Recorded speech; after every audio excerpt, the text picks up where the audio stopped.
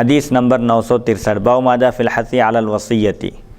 وصیت کی ترغیب کا بیان۔ حدثنا اسحاق بن منصور حدثنا عبداللہ بن نمیر حدثنا عبید اللہ بن عمر نافع عن ابن عمر ان رسول اللہ صلی اللہ علیہ وسلم قال ما حق امرئ مسلم یبیت لیلتین ولہ شیء یوصی فیہ الا ووصیتہ مکتوبۃ عندہ وفی الباب عن ابن ابی اوفا قال ویسا حدیث ابن عمر حدیث حسن صحیح۔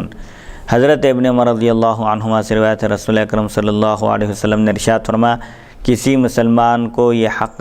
نہیں پہنچتا کہ وہ 2 راتیں بھی اس طرح گزارے کہ اس کے پاس کوئی ایسی چیز ہو جس کی وصیت کی جا سکتی ہو اور وہ وصیت نہ کرے، لیکن وہ وصیت کو لکھ کر نہ رکھ دے۔ اس باب میں حضرت ابن ابی اوفا رضی اللہ عنہ سے بھی روایت ہے۔ امام ترمذی فرماتے ہیں ابن عمر رضی اللہ عنہما کی حدیث حسن صحیح ہے، یعنی جس مسلمان کے پاس بھی کچھ مال و دولت ہو تو اس کو چاہیے کہ وہ وصیت نامہ لکھ کر رکھے، کیونکہ موت کا ایک وقت مقرر ہے لیکن کوئی اس وقت سے واقف نہیں ہے، کوئی اپنی موت کے بارے میں بتا نہیں سکتا۔ اسی لیے ایک مسلمان کو یہ چاہیے اگر اس کے پاس مال و دولت ہو تو اس کو وصیت کر کے انتقال کرنا چاہیے۔ وصیت سے پہلے اور انتقال سے پہلے اس کی وصیت لکھی ہوئی ہونا چاہیے۔ یہاں پر وصیت کی اہمیت بتائی جا رہی ہے۔ یہ اس وقت تھا حکم جبکہ ابھی احکام وراثت کے نازل نہیں ہوئے تھے، والدین کا کیا حصہ بنتا ہے، اولاد کا کیا حصہ بنتا ہے، بیوی کا کیا حصہ بنتا ہے۔ تو وصیت ابھی بھی وصیت کرنا مستحب ہے لیکن غیر وارث کے حق میں۔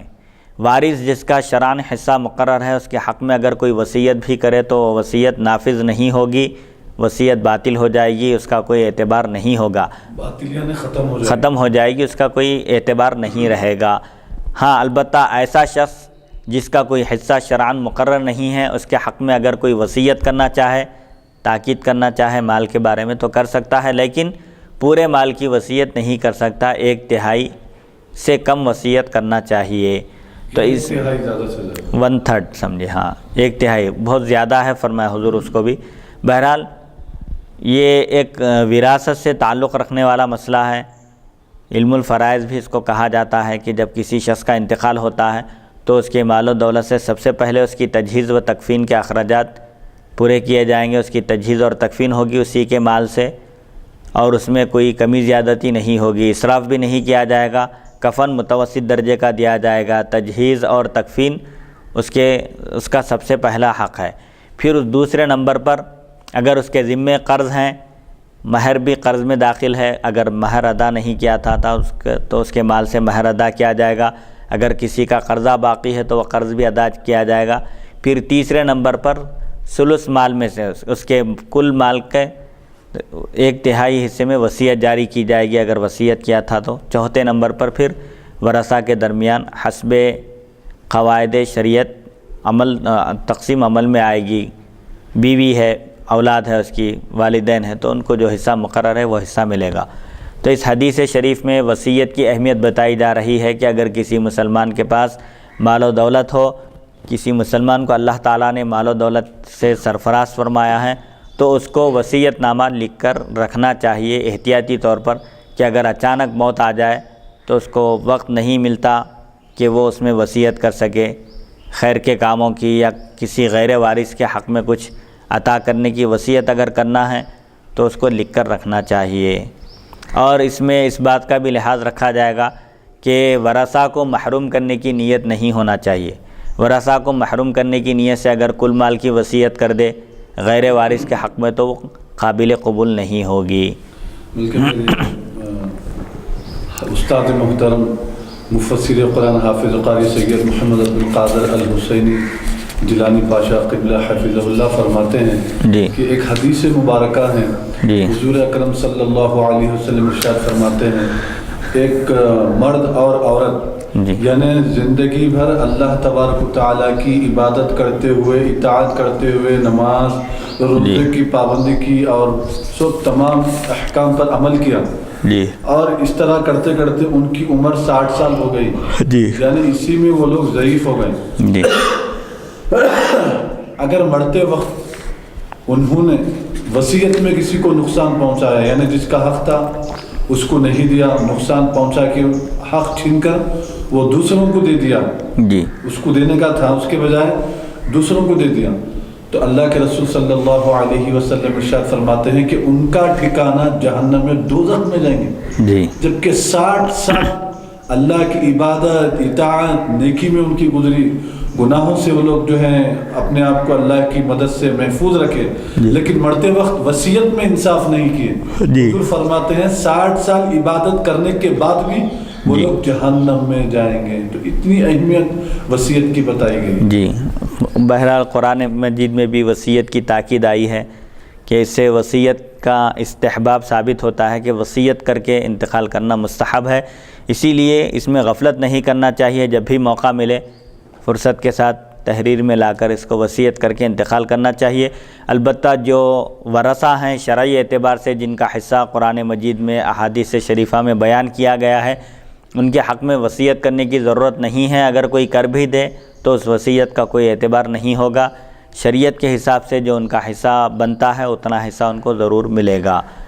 حدیث نمبر 964، باب ما جاء فی الوصیۃ بالثلث والربع،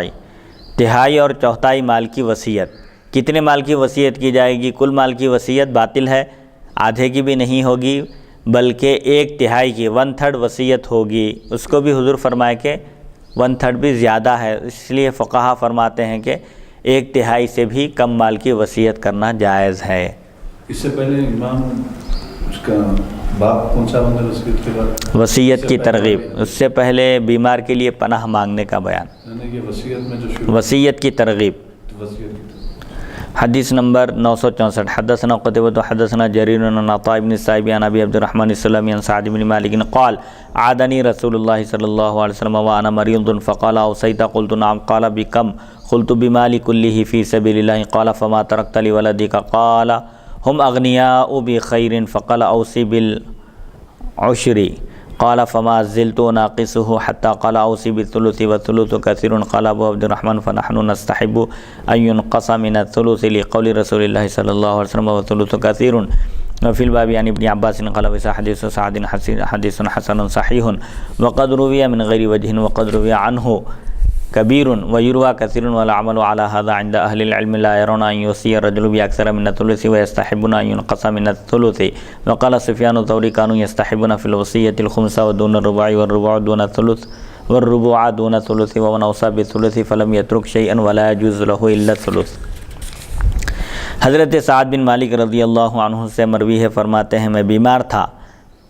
تو رسول اللہ صلی اللہ علیہ وسلم میری مزاج پرسی کے لیے تشریف لائے، میری عیادت فرمائے اور پوچھا کیا تم نے وصیت کی؟ مالدار صحابی تھے یہ سعد بن مالک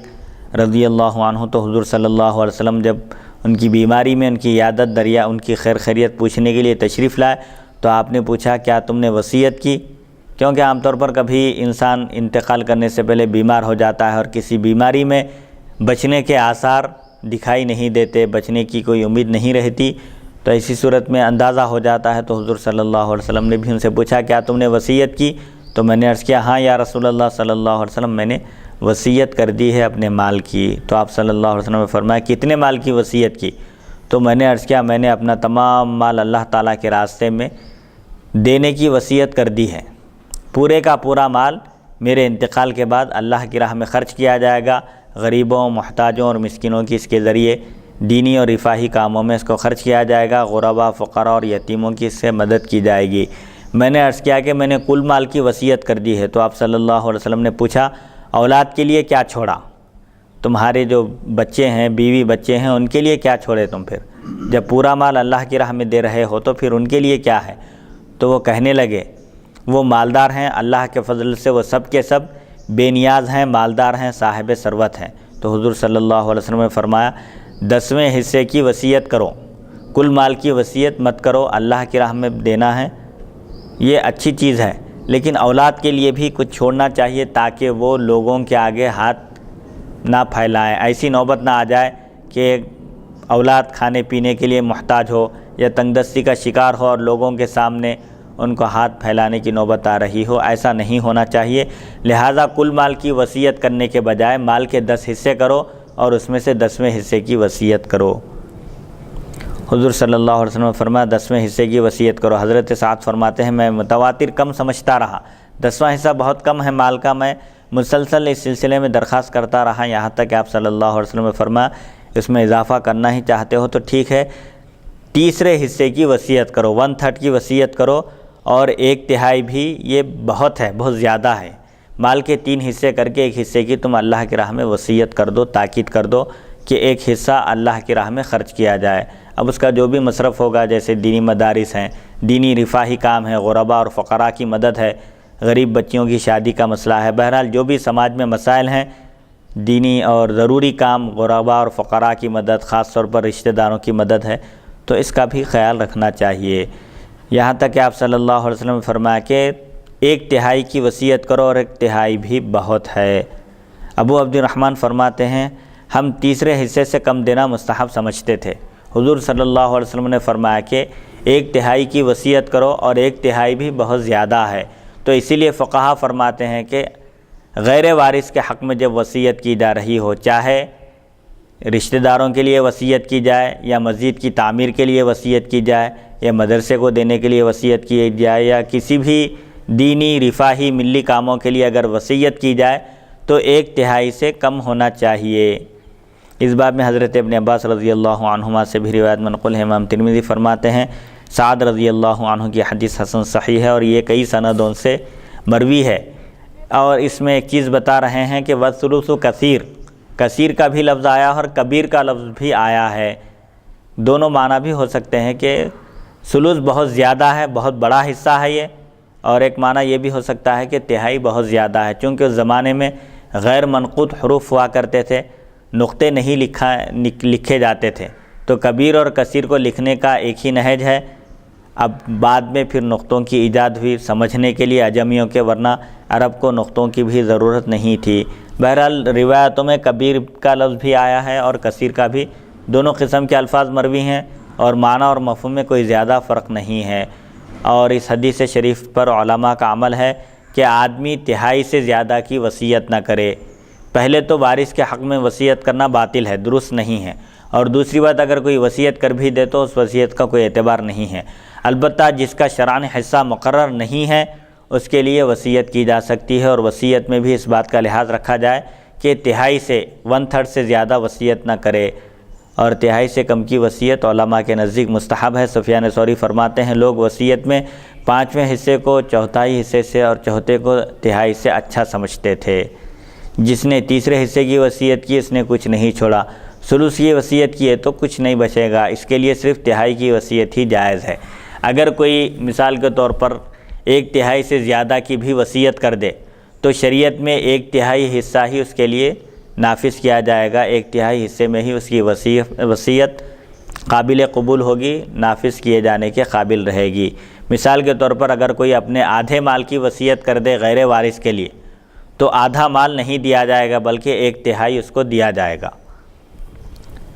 اور حضور اکرم صلی اللہ علیہ وسلم کی خدمت میں صحابہ اکرام حاضر ہوتے تھے اور دین کے لیے وہ لوگ اپنے عطیے نذرانے پیش کرتے تھے، جیسے میدان جنگ میں جانا ہے، جہاد کے لیے تیاری ہو رہی ہے تو سامان جہاد فراہم کرتے تھے۔ تو حضور صلی اللہ علیہ وسلم کی خدمت میں بعض صحابہ اکرام پورا مال لا کر پیش کیے تو آپ قبول فرما لیے، اور بعض پورا لا کر پیش کیے تو آپ قبول نہیں کیے۔ تو یہ جو روایتوں میں اختلاف ہے یہ مراتب کے لحاظ سے ہوتا ہے، جیسا کہ حضرت سیدنا ابوبکر صدیق رضی اللہ عنہ نے اپنا پورا مال اللہ کی راہ میں پیش کر دیا، اور ایک صحابی کچھ سونے کا ڈلہ کچھ لے کر حاضر ہوئے ایک ٹکڑا، تو حضور صلی اللہ علیہ وسلم وہ ٹکڑا ان کی طرف اٹھا کر پھینک دیے، وہ ہٹ گئے، اگر نہ ہٹتے تو ان کے چہرے کو لگتا اور وہ زخمی ہو جاتے تھے۔ تو اس میں ناراض ہونے کی وجہ یہ تھی کہ بعض لوگوں کا توکل اعلیٰ درجے کا ہوتا ہے، وہ اپنا سب کچھ اللہ کی راہ میں خرچ کرنے کے باوجود مصیبت آنے پر صبر کرتے ہیں، جزا فضا نہیں کرتے، صبر و تحمل کا مظاہرہ کرتے ہیں، سب کچھ بھی اللہ کی راہ میں قربان کر کے وہ لوگ کوئی غم محسوس نہیں کرتے اور کسی کے آگے ہاتھ نہیں پھیلاتے۔ لیکن ہر ایک کی فطرت اور ہر ایک کا مزاج اور ہر ایک کے اندر یہ صفت پیدا ہونا ضروری نہیں ہے، اسی لیے حضور صلی اللہ علیہ وسلم نے جن کے بارے میں محسوس کیا کہ یہ لوگ پورا مال خرچ کرنے کے باوجود ان کی استقامت میں کوئی فرق نہیں آئے گا، یہ ثابت قدم رہیں گے، تو آپ نے قبول فرمایا۔ اسی لیے آپ نے یہاں پر بھی یہ صحابی سے فرمایا کہ اگرچہ کہ تمہاری اولاد بے نیاز ہے، مالدار ہے، اصحاب ثروت میں ان کا شمار ہوتا ہے، مال و دولت والے ہیں، لیکن ان کا بھی خیال کرنا چاہیے اور اولاد کو بھی کسی کا محتاج اور تنگ دست بنا کر نہیں جانا چاہیے، بلکہ خود مکتفی بنانا چاہیے تاکہ وہ کسی کے آگے ہاتھ پھیلانے کی ذلت سے بچ جائیں۔